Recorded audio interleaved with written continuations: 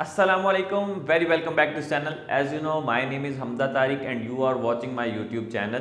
आज की इस वीडियो में हम कैपिटल बजटिंग की एक्सरसाइज में से क्वेश्चन नंबर 13 को डिस्कस करेंगे जो थोड़ा सा डिफरेंट है, जिसमें हमने एनपीवी और ईवीए को फाइंड आउट करना है। ईवीए एक न्यू कंसेप्ट है और इनको परपेचुटी में फाइंड आउट करना है। सो टाइम को बिना वेस्ट किए हम अपनी वीडियो की तरफ बढ़ते हैं, क्वेश्चन को सॉल्व करते हैं।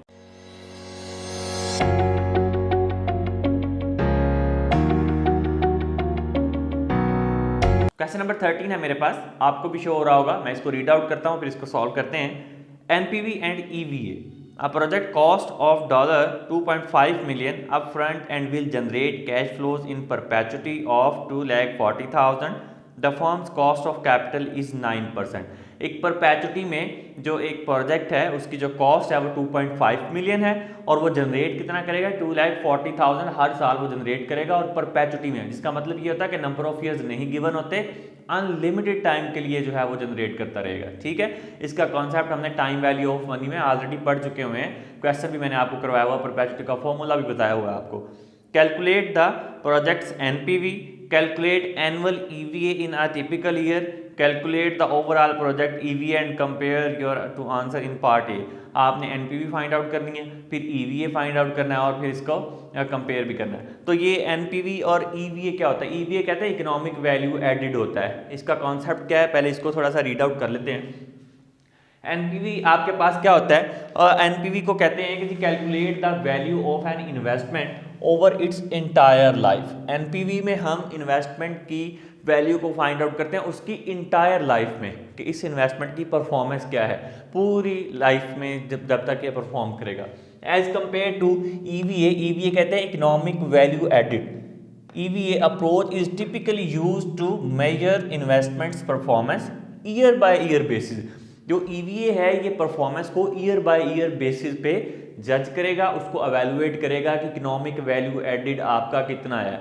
मीन्स टू से दैट कि ये आपस में क्लोज कजन्स हैं। अगर हम इनको दूसरे वर्ड में कहें, एनपीवी और ईवीए जो है ये क्लोज कजन्स होते हैं। ये ऑलमोस्ट सेम आंसर भी इनका आ जाता है, ये एक दूसरे के साथ अटैच होते हैं। और इस तरह से ईवीए जो है उससे एक अपर हैंड होने की कोशिश करता है ताकि इस प्रोजेक्ट को एक्सेप्ट किया जा सके, मोर इकोनॉमिक बेनिफिट्स को अचीव किया जा सके। प्योर बेनिफिट्स को, जो नॉमिनल रेट होता है आपका उससे ज़्यादा आपको रेट मिले, उसको ये गेट करने की कोशिश ये कर रहा होता है। ठीक है, तो ये बेसिकली इसकी थोड़ी सी ये क्वेश्चन और मैंने आपको बता दिया है, जिसमें आपको कैश फ्लो मिल रहा है। यहाँ पे हम उसकी जो केस ए है उसको सॉल्व करते हैं।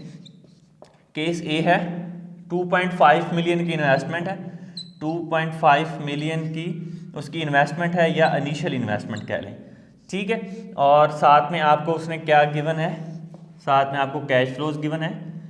ठीक है, CF गिवन है कैश फ्लो जो कि आपको गिवन है 2,40,000 जो है परपेचुटी में जनरेट करने वाला है।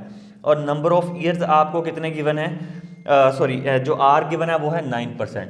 कॉस्ट ऑफ कैपिटल कितनी है, 9%। अब मैंने आपको परपेचुटी में फाइंड आउट करने का फॉर्मूला बताया हुआ कि परपेचुटी में कैसे फाइंड आउट करते हैं। तो सिंपल, अगर नेट प्रेजेंट वैल्यू भी आपने परपेचुटी में फाइंड आउट करनी है तो कोई मुश्किल काम नहीं है। हम सिंपल यहाँ पे मैं आपको रिकॉल कर देता हूँ कि आपने अगर net present value find out करनी है तो जो आपका फॉर्मूला बनेगा वो बनेगा CF/R माइनस इनिशियल इन्वेस्टमेंट या इन्वेस्टेड कैपिटल। ये बेसिकली फॉर्मूला होता है परपेचुटी का एक किस्म का। जब आपने एनपीवी फाइंड आउट करनी हो, प्रेजेंट वैल्यू जब हम फाइंड आउट करते हैं तो ये फॉर्मूला है परपेचुटी में। और अगर आपने एनपीवी फाइंड आउट करनी है तो एज यूजुअल जब हम इनिशियल इन्वेस्टमेंट को माइनस कर देते हैं तो आपके पास क्या आ जाती है, नेट प्रेजेंट वैल्यू आ जाती है। सो हम यहाँ पे इसको सॉल्व कर लेंगे। एनपीवी को CF कितना है 2,40,000, ओके, एंड देन आर आपके पास 9% तो 0.09 हो जाएगा। इसमें से इनिशियल इन्वेस्टमेंट को माइनस करना जो क्या है 2.5 मिलियन की। ठीक है, तो यहाँ पे हम सॉल्व कर लेंगे इसको। NPV 2,40,000 को 0.09 पे जब आप डिवाइड करेंगे तो आपके पास जो वैल्यू आएगी वो आएगी 26,66,667। ठीक है, ये आपको वैल्यू आएगी। इसमें से आपने क्या माइनस करना है 2.5 मिलियन जो कि हैं 25 लाख आपके पास ये बनेंगे। ठीक है, अभी आपने क्या करना है, इसको माइनस करना है तो आपके पास क्या जनरेट हो क्या आएगा, नेट प्रेजेंट वैल्यू जो क्या आएगी 1,66,667, ये आपके पास जनरेट होके आ गई है उसकी वैल्यू। एनपीवी जनरेट होके आ गई है, परपेचुटी में आपने फाइंड आउट कर ली। अब सेकंड रिक्वायरमेंट की तरफ बढ़ते हैं, जिसमें उसने पूछा था हमसे कि आपने फाइंड आउट करके बताना है ईवीए। ठीक है, तो अब हम फाइंड आउट करेंगे ईवीए, इकोनॉमिक वैल्यू एडिड। इसको किस तरह से फाइंड आउट करते हैं, इसका फॉर्मूला ये है हमारे पास केस बी। इसमें आपको फॉर्मूला बताता हूं, EVA is equal project cash flow आएगा, प्रोजेक्ट कैश फ्लो लिख लें या सीएफ लिख लें। ठीक है, प्रोजेक्ट कैश फ्लो आएगा, उसमें से आपने माइनस करना है किस चीज को, cost of capital, cost of capital multiply by invested capital, invested capital. So आपको नजर आ रहा होगा, EVA is equal project cash flow minus cost of capital multiply by invested capital. अभी हम इसको सॉल्व करके मैं आपको बताता हूँ, ये EVA का फॉर्मूला था। EVA is equal project cash flow आपको कितना मिल रहा है 2,40,000, माइनस करना है आपने इसमें से किसको, कॉस्ट ऑफ कैपिटल कितनी है आपकी 0.09, मल्टीप्लाई किससे होगा, इन्वेस्टेड कैपिटल से। इन्वेस्टेड कैपिटल कितना है 25 मिलियन, 2.5 मिलियन जो कि बनते हैं 25 लाख। यहाँ अब हम EVA फाइंड आउट कर लेते हैं, इज इक्वल 2,40,000 माइनस, अभी हम इसको जब कैलकुलेट करेंगे 0.09 को मल्टीप्लाई बाय 25 मिलियन है, 2.5 मिलियन है, तो ये आपके पास जो वैल्यू बनेगी वो बनेगी 2,25,000। अब हम EVA इसका फाइंड आउट कर लेंगे।